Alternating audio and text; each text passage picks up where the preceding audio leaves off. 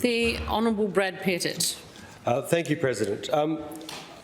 President, at the end of non-government business today, it was such a good debate during that I didn't give a chance to give a response. And the main reason I wanted to do that actually was to thank some local leaders in this space, in the electrification space. So I'll just quickly stand to do that today because as I spoke today about the benefits of electrification of our households, there has been some amazing local volunteers and groups who have really led the way on this. And I want to highlight groups including Electrify the Valley, Electrify 6158, Electrify Bayswater, Electrify Curtin, the electorate, not the uni, Electrify Fremantle and Electrify Melville. All of these groups doing really good leadership at a local level, driving change in those communities. And I want to thank all of them for the amazing work that they are doing to get the word out there and show people that this process for decarbonising our houses, making it cheaper to run and safer to be in,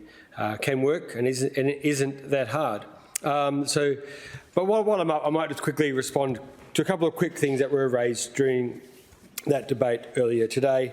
Starting with the Honourable Darren West, who, look, I won't go through everyone's in any detail, but the point about Esperance I think is a really interesting one. So the Honourable Darren West made the point that I think 38% was a number around the savings, which is extraordinary, in terms of costs going down for people who are electrified in Esperance.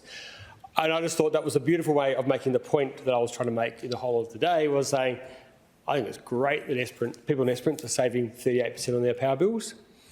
Wouldn't it be amazing if all the rest of Western Australia could as well? So I actually think that was actually probably a point of us coming together and agreeing. And the Honourable Lorna Harper did try to make the comment that maybe I should do more in this space. I think walk the talk was the phrase that she used. And I just want to make the point, I think it's important that I appreciate that's an easy, cheap shot to have at the end of a debate. But on this one, just for the record, I've invited the Minister to every one of these meetings that I've had in this space around electrification, and to the Minister's credit, he's come.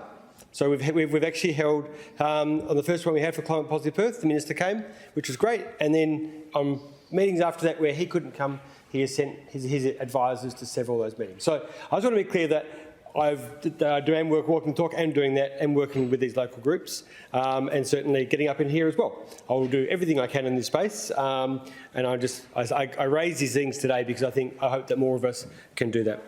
And finally, the Honourable Stephen Pratt, I just want to finish, because he finished with a point which is a really good one, where he says, but we've got lots of successes in this space, and he highlighted, I think the words he used were 1 in 3 of us have solar panels on our roofs, which is another really good point. But what I would say to him is that it's actually much better than that. It's actually about, according to the Climate Council, it's 44%. That's 44% of West Australians have solar on their roofs, which is pretty good. But the point that's really important is we got there because of state government support. So WA actually did a really interesting thing, and where in fact the Labor Party led the way on this, but inadvertently, where under the Carpenter administration put forward a feed-in tariff, which was quite high, 60 cents in the dollar from memory. Hey?